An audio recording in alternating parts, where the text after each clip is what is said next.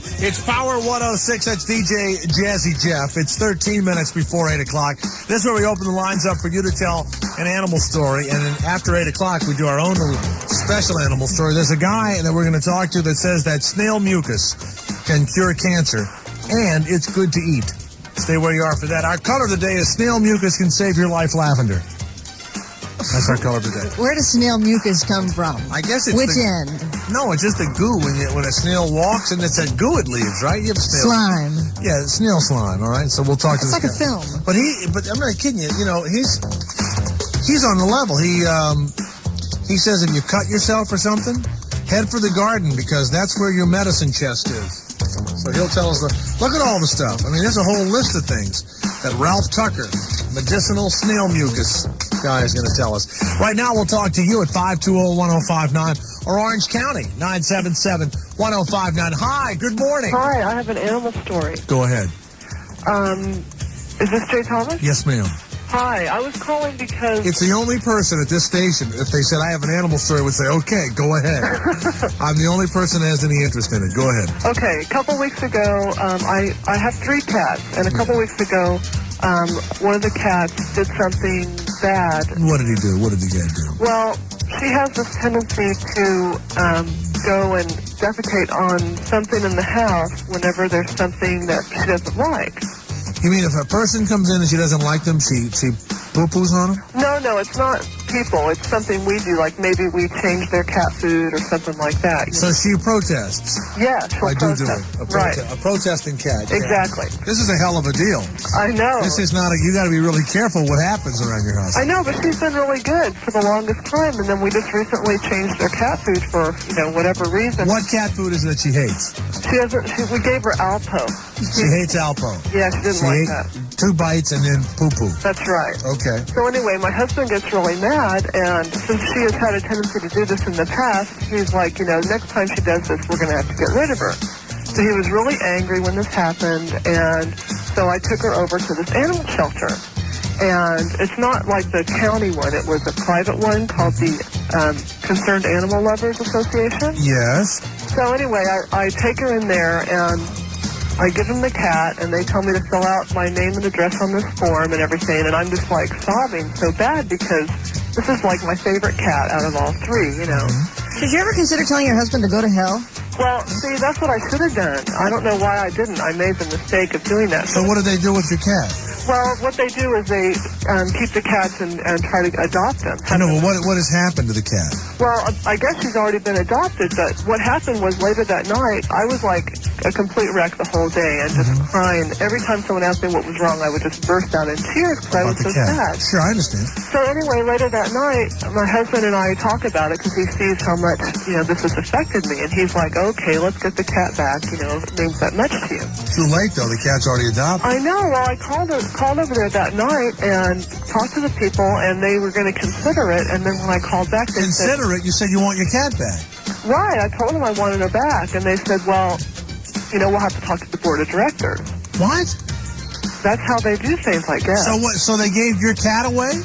Yeah, well, a few days later they did. I mean, she was there for like a week. So they wouldn't give you your cat back? No, because they said that I had signed this release and everything of my rights and had turned ownership over to them, What kind of stupid thing is that? Well, I don't know. I guess, I have to get a lawyer, but I called this lawyer the other day, and it's like $3,500. That's absolutely unbelievable.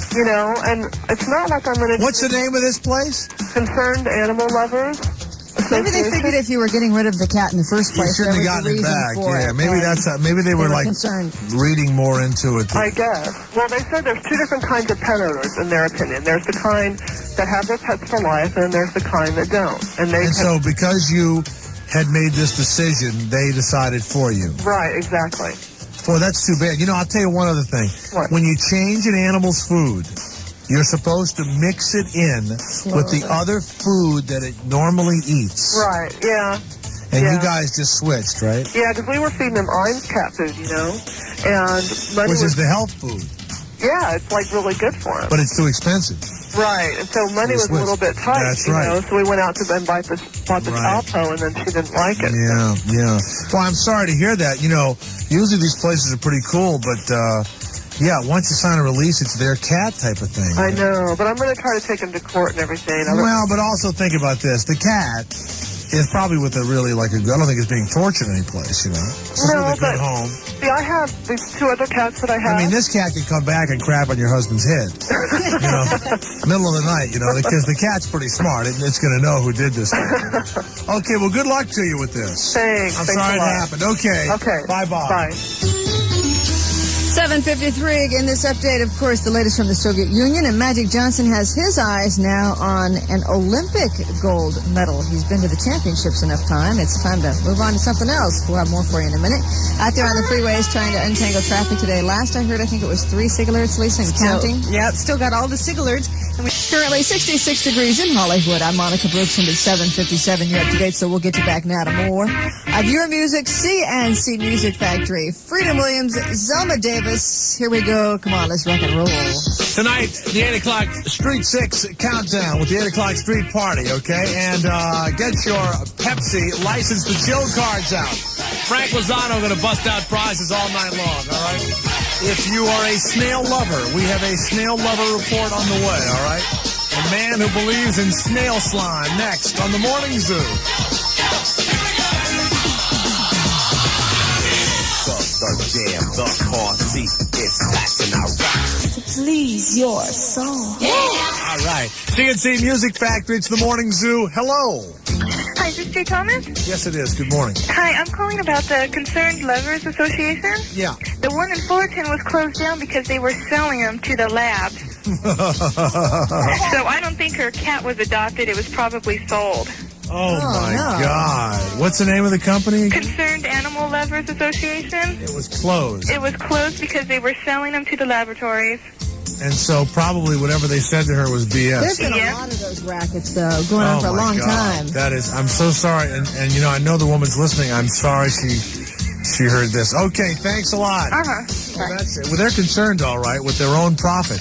It's 8 o'clock. 72,000 watts of music power. Music power. KPWR Los Angeles.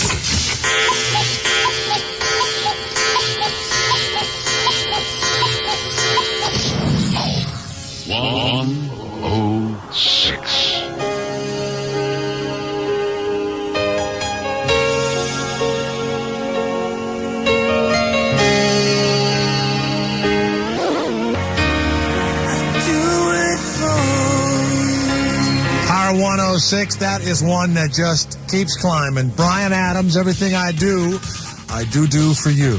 Okay? Animal stories on the way. What else? Hopefully a little sunshine and hot weather will burn off these low clouds. 95 in the valleys could be the high. 85 in L.A. The beach is staying cool at 72. We've been at 63 degrees since 5 o'clock this morning, if you care. It's exactly 7 after 8 o'clock. Hi. Good morning. Yeah, I want to talk to you about the animals who eat their own poop. Yes. Okay, I think that the reason why they're doing that is they're picking up on the everybody's into the recycling good now. So the animals are recycling. I think that they're becoming more violent. Environmentally cautious. Dogs are more environmentally cautious. Thank you so very much for that useless comment. Stay where you are. We'll talk to a man next that says your snails in your yard can cure cancer. It's a zoo! Summertime is party time at Disneyland. It'd be fun if we had the Animal Stories intro right now. That's right. We got to have our intro. We can't do the Animal Stories. It's 10 minutes after 8 o'clock, 8:10. Ralph Tucker, who is president of the Snail Club of America, will not speak. No one is going to talk until we get our Animal Stories introduction. It's the only way. There we go. It's the only way we do it. It's that time again for Jay Thomas's Animal Stories. Good morning, Ralph Tucker. How are you? I'm very well, Jay. How are you doing? Good. Ralph Tucker is in Fresno, California. Ralph, you are the president of the Snail Club of America. How long have you been into snails? I founded the Snail Club in 1981, Jay. 10 years now.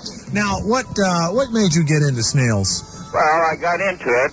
I was 65 then. I'm 75 now. Wow. But I had been retired and decided to go back to work.